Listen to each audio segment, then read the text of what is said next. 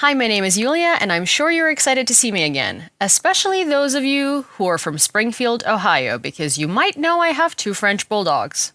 I love them, and I'm watching you.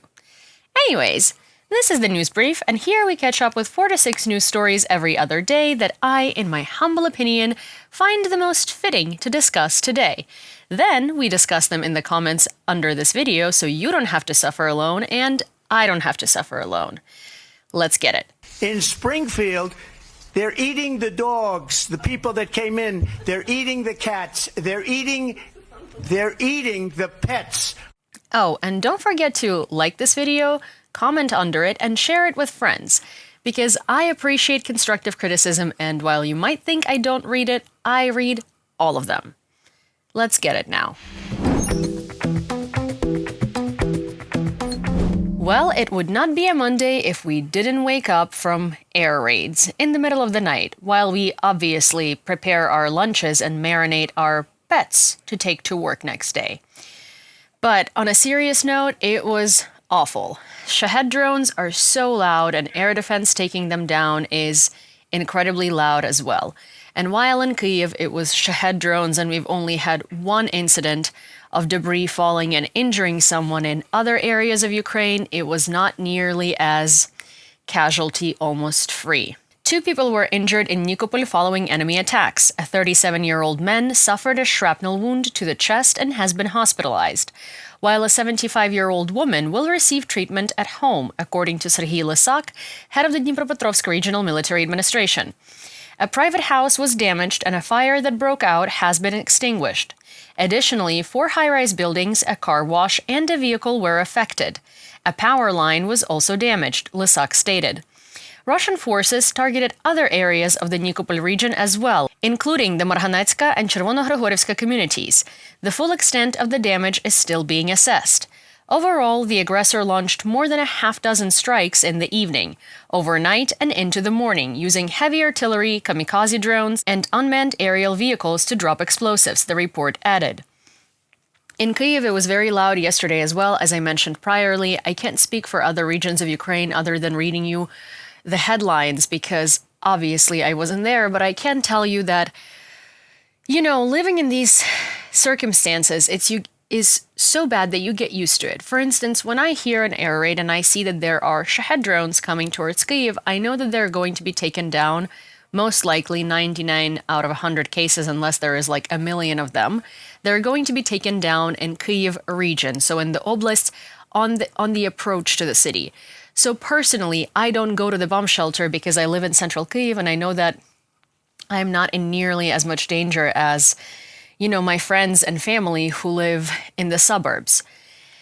But the noises that these drones make on approach and when they're taken down are horrendous. If you think about thunder and multiply it by 100, that's what it sounds like. It sounds like apocalyptic thunder, and it also hurts people. I'm going to show you what a Shahed drone looks like as compared to a person. Because I think a lot of us, when we see them in videos in the sky, we think they look like your typical DJI Mavic 3 Pro drone. They don't. They're much larger than a human, and they carry 40 kilograms of explosives on them. Take a look. Isn't that horrifying? To me, it is. A rescue operation is underway in Kharkiv, according to President Zelenskyy. Russian forces struck a residential building with an aerial bomb, causing fire and debris between the 9th and 12th floors. Nearly 30 people are reported wounded, including children. All emergency services are currently on site. That is at the time of the reporting. Now, in Kharkiv, a body of a deceased woman believed to be 94 years old was recovered from the rubble. Rescuers pulled an elderly woman's body from the ruins of a house hit by an enemy anti-tank missile today. Unfortunately, we have 1 confirmed death and 42 wounded, stated the city's mayor. The prosecutor's office added, identification is currently impossible as the body is nearly completely burned. A DNA examination will be conducted. It is likely the body belongs to a 94-year-old woman who was reported missing after a Russian aerial bomb struck her house. One of the things that you will notice with these reports is that a lot of the elderly people suffer in Russian airstrikes. Now, it is not because Russia can miraculously target elderly people in particular. Russia just targets civilians overall. It's because in a lot of these regions that constantly get targeted by Russian artillery, by airstrikes, by cabs, by aerial bombs, by all of these things, the people that usually don't leave en masse are the elderly because they don't want to leave the place where they, lived their whole life, 70 years, 80 years, 90 years. Also, they don't have monetary abilities to leave as much as younger people do. They're also scared of leaving. They don't know what's going to happen wherever it is that they're going to move, whether they're going to be able to support themselves, where are they going to live. So in a lot of cases, the people that suffer the most are the elderly because they're really tied to the place where they're from, and they're usually among the last people to leave, and sometimes they don't. And they unfortunately meet their death in their hometowns, in their beds, or in their houses because they wait too long, and then they meet the Russians. And it's really sad. In the Kyiv region, a massive drone attack has caused injuries and damage, according to Kyiv region police. A woman was injured by falling debris from downed drones and has been hospitalized.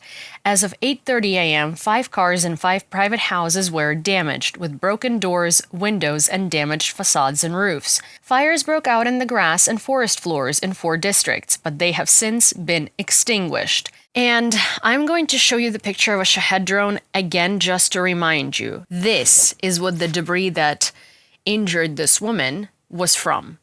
This. Because a lot of the times when we hear, oh, this many drones were intercepted and this many missiles were intercepted, and I say this a lot in this segment, on my personal lives, everywhere really, because I just want people to understand the scale. When missiles are intercepted, that does not mean that they do not cause damage.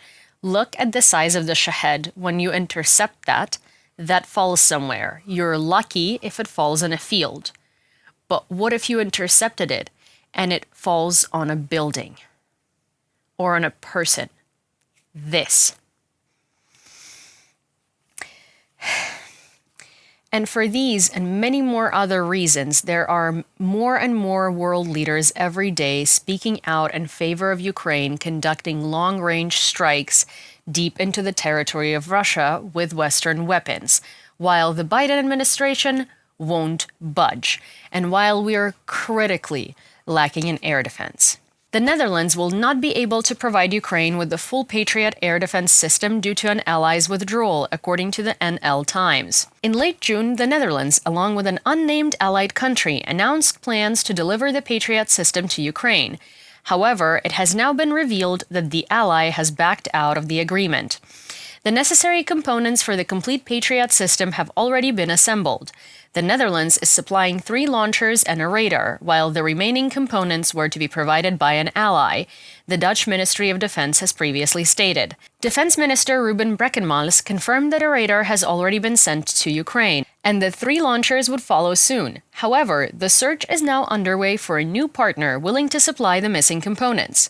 We are still working on it. Discussions are ongoing with several partners, he added. And while all of these talks are happening in their mishaps, and as my very good friend Masha from Kyiv Independent recently likes to say, kerfuffles are happening and things we're being promised are not being delivered, Ukraine is trying to find ways out of our quite miserable situation. Ukraine has resumed the production of cartridges after losing control of its only ammunition production facility, which is now under Russian occupation. Militarny reports, citing military personnel who tested the new cartridges at a training ground. The production includes 5.45 x 39mm and 5.56 x 45mm calibers. The report suggests that this is likely a localized production, where Ukrainian-made casings are assembled with imported components. It is unlikely that Ukraine's defense industrial complex is capable of producing complex items like gunpowder, primers, and intricately designed bullets, the article notes. The Luhansk ammunition plant, which before Russian aggression was Ukraine's sole producer of small arms ammunition, has been under Russian control since 2014.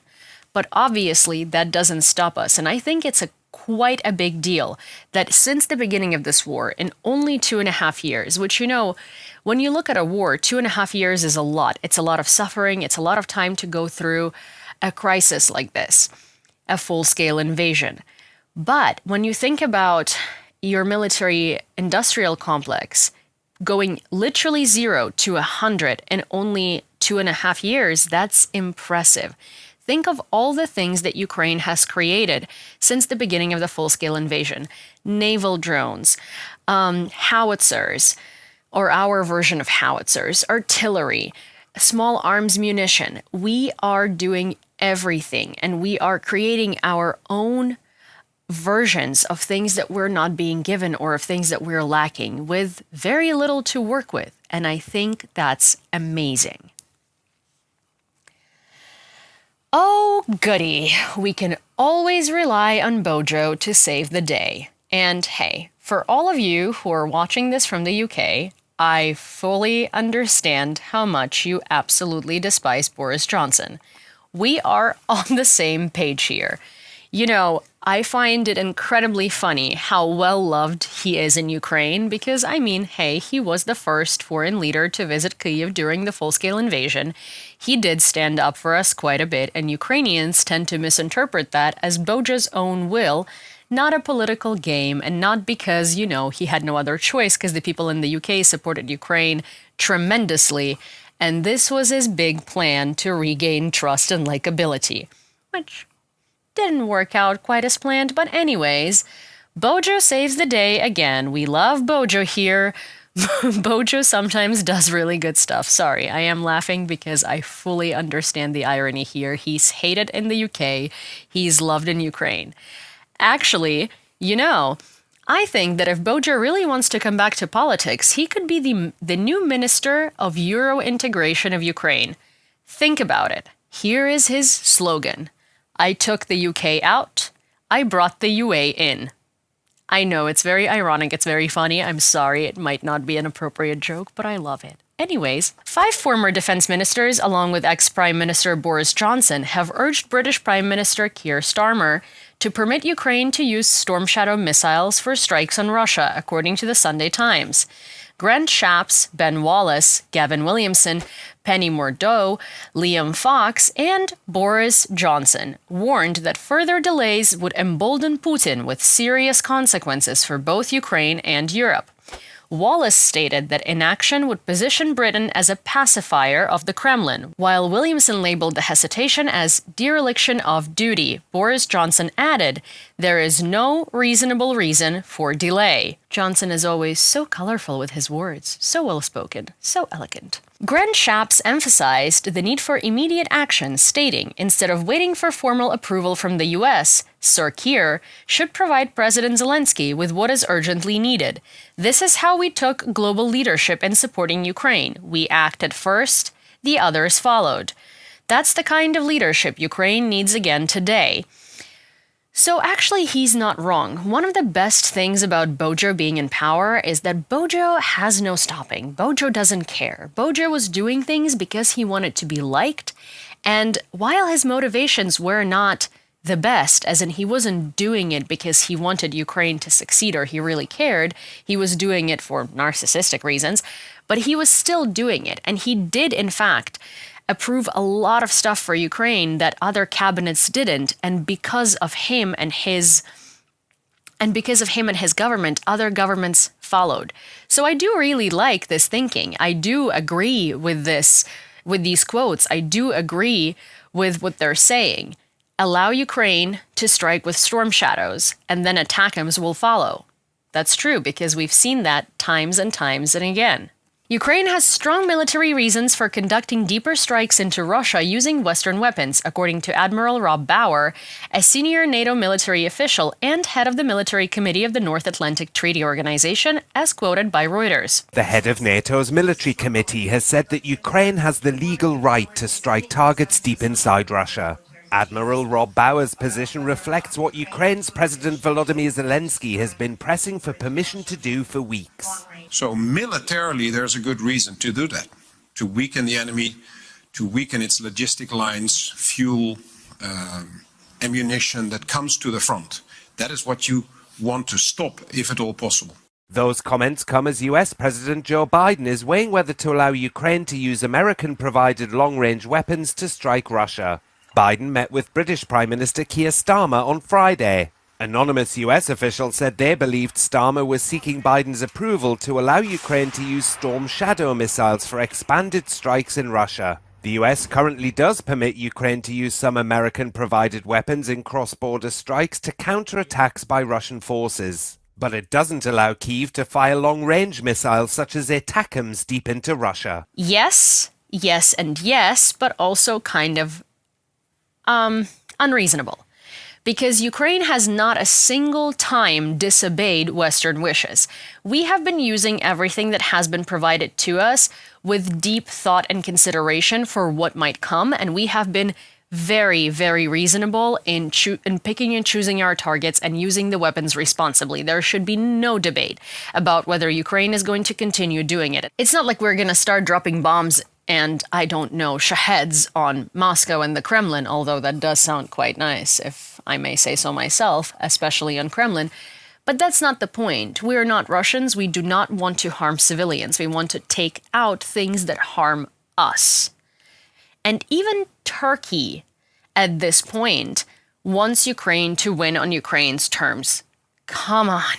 Turkey supports Ukraine and seeks a swift end to the war, one that respects the legitimate interests of the Ukrainian people, said Basat Öztürk, Director General for International Security at the Turkish Ministry of Foreign Affairs, during a speech at the Atlantic Council Forum in Washington, as quoted by Voice of America. We consider all Ukrainians our sisters and brothers, and that's why I deeply support them. We don't want this war to drag on. Of course, this does not mean that Ukraine should surrender, Öztürk stated. He also emphasized that Turkey's support for Ukraine goes beyond the issue of the Crimean Tatars, or Kırımlı. The more correct name is Kırımlı. Öztürk stressed the need for peace negotiations to end the conflict, with the outcome being a balanced result that takes into the account the legitimate and legal interests of the Ukrainian people. I mean, a balanced result? Balance between what? The interests of Russia and interests of Ukraine? There is no balance. There is an aggressor and there is a country that defends itself. The only interests that should be taken into the consideration are the interests of Ukraine because, hey, Russia is illegally invading our territory, murdering our people, and deciding to bypass international law. I do agree with a lot of what he said, which is surprising because I never agree with Turkish leaders because they play both sides and are just trying to make money off of this situation. But alas. Yeah, the statement of balance, don't even go there. Light, very light propaganda over there. Accidental or deliberate? No. Balance is not a good word. Balance is basically equally as annoying of a word as escalation is. Don't use the word balance in this particular situation. The West will not be intimidated by Putin's threats of an all-out war with NATO if Ukraine is allowed to use Western long-range weapons deep into Russian territory, said British Foreign Minister David Lammy. Oh, if you haven't heard, Putin did say that if the West agrees to let Ukraine strike deep within Russia with Western weapons, that means that NATO is going to be at war with Russia. And I love when they say it because it's supposed to deter the Western leaders from letting Ukraine use the weapons, and it might be working, but it's like, what does that mean? So he says, oh, okay, well, if you use Western weapons, then that means the West is at war with Russia. It's just a statement, because what does that mean? What is Putin gonna do? Send missiles into European cities? Oh, he knows that then NATO is definitely gonna respond, and he's not gonna be able to hold that response because look at him holding Ukrainian invasion of Kursk. He's not doing it well. Look at him trying to invade the rest of Ukraine. It takes them a year to move up a couple of kilometers.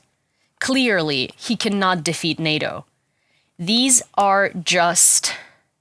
is just blackmail. It's not going to work. Okay, so Putin put a label of, now we're at war with NATO on it. He's been saying from the very beginning on TV in Russia through his propagandists that it's been the war with NATO all along.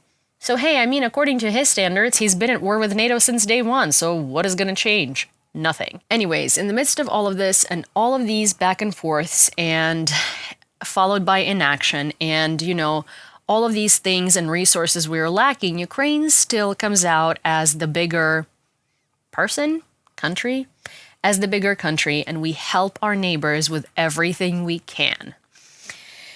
If you haven't heard, there have been terrible floods in Czech Republic and Poland. And Ukraine has offered assistance to Poland and the Czech Republic, both of which have been affected by heavy downpours and floods. Prime Minister of Ukraine, Denis Shmyhal, expressed solidarity with Poland and offered to immediately send 100 rescuers equipped with special equipment to help combat the floods. It's truly touching, wrote Polish Prime Minister Donald Tusk. Ukraine has also offered personal and material assistance through its rescue services to help us address the devastating flood damage, said the Czech Foreign Minister Jan Lipavsky. Andriy Sybiha, head of Ukraine's Ministry of Foreign Affairs, informed me that the President Volodymyr Zelenskyy has agreed to assist the Czech Republic. I will present this proposal at an emergency government meeting. I mean, if one thing that Ukraine now knows how to deal with, it's floods, because the Kakhovka Reservoir. And if you forgot what it was, Russia blew up a dam at the Kakhovka Reservoir, and many areas of Kherson and Zaporizhia were significantly flooded, resulting in deaths of a lot of people and pure chaos, destruction of many houses and private properties and businesses and everything, but mostly human lives.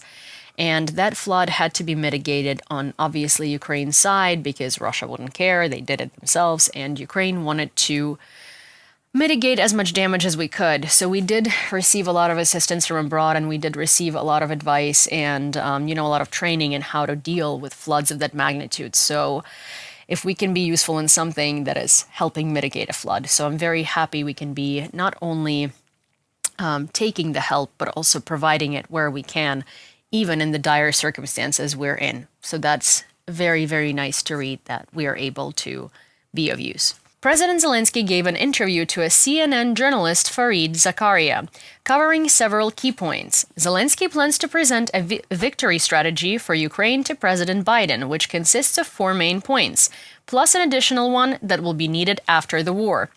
Due to a lack of weapons, Ukraine is currently unable to fully equip 4 of the 14 brigades that need to be prepared for that to happen.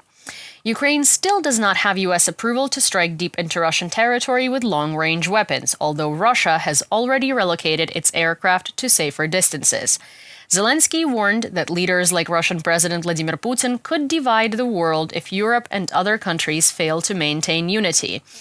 And my favorite one, he also mentioned that as of now, he does not understand Donald Trump's proposed plan to quickly end the Russian-Ukrainian war if Trump wins the upcoming election in November. In translation, that means there is no plan, and Zelenskyy does not understand what Trump is saying. He also does understand that Trump is saying he's going to surrender Ukraine, but of course he needs to be politically correct and not say what he actually thinks. So, let me translate in layman's terms. Trump's plan is bullshit. I thought it was a very funny thing to add.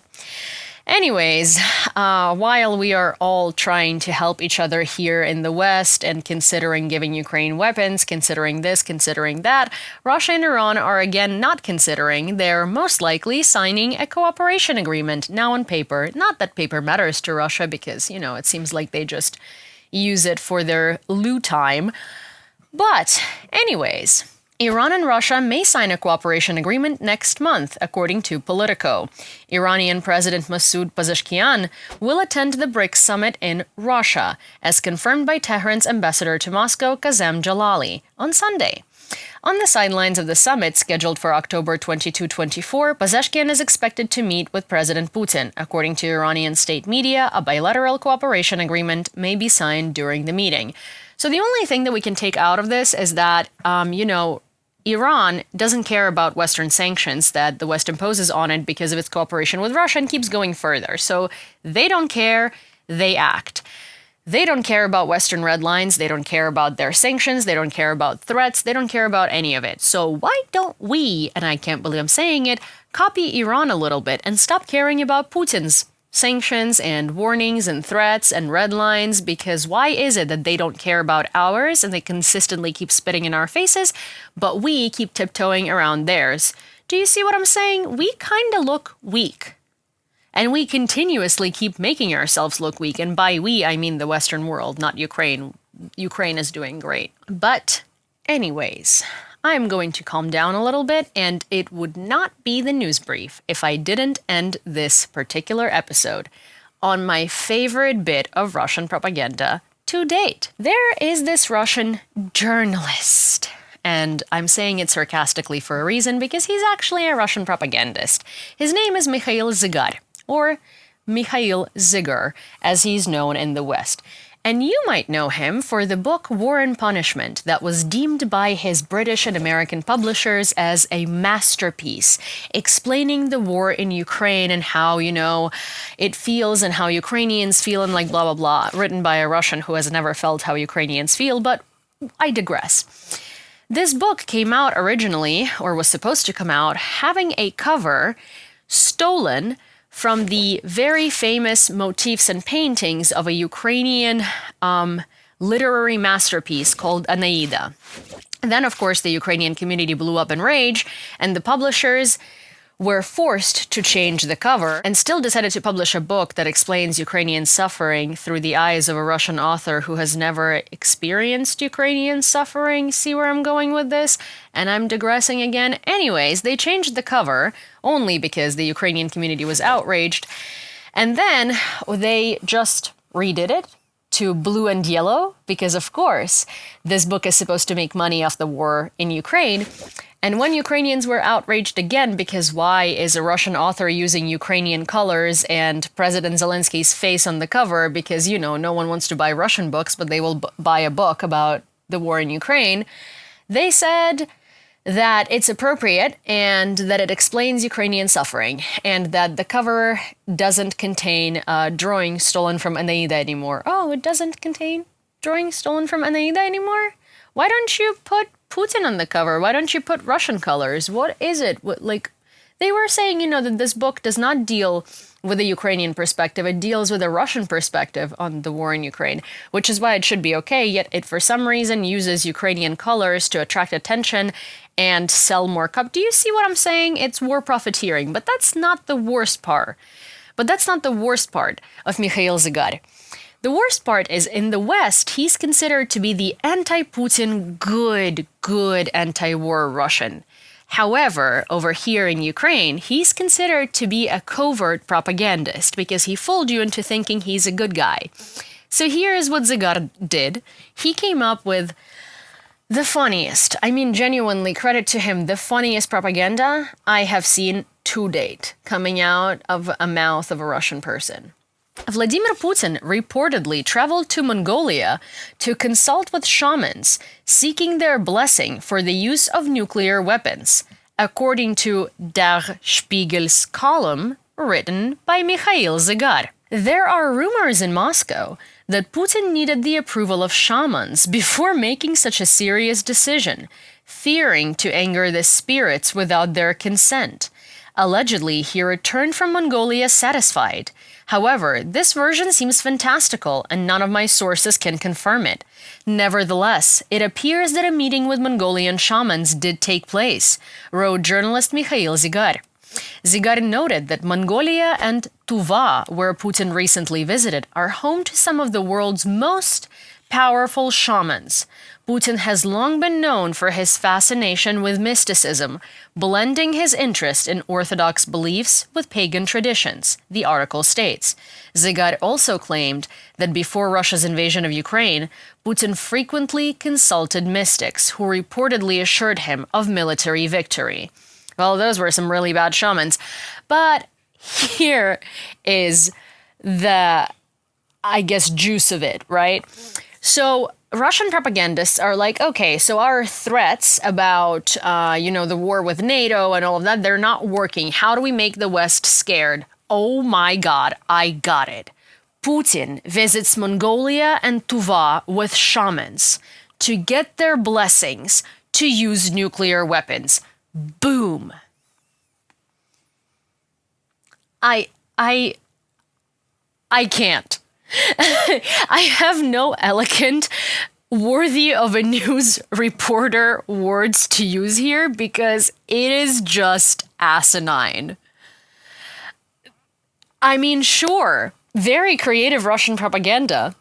And you might think I'm crazy for thinking this is propaganda, not just some man sitting there and going crazy and losing his mind. But If you want to know how Russian propaganda is created and how these asinine narratives are created, I highly recommend you watch this video that I'm going to link below here from the New York Times. It's an investigation called Operation Infection that explains to you specifically how Russians craft their propaganda from the 1970s and on. And it's all the same mechanism, and you will see. They literally create asinine narratives because those are the ones that stick. Anyways, please let me know in the comments what you think about this whole shaman thing with Putin and the fact that, you know, he needs the blessing of the mystics and spirits because he doesn't want to anger them, because clearly he cares about angering anyone and anything. Do let me know what you think. I personally am holding myself from bursting out laughing every time I read this article, and that is unfortunately all I have for you for today. I wish there were more crazy narratives I could share with you, but for now, that's just it. So, I will see you at the end of the week, but in the meanwhile, please don't forget to like this video, share it with your friends, I'm watching you, and leave a comment because you know I read them, sometimes I even respond to them, and I sure as hell like all of them. Also, if you like my segment, if you like my other segments, and if you want to see more segments from my colleagues who are all tirelessly working to bring you the best quality news about Ukraine and European and Western geopolitics, do not forget to subscribe to this channel, The Gaze, G-A-Z-E. We know, it's a subject of a lot of jokes. But we promise you, you're gonna have a good time. And I'll see you next time.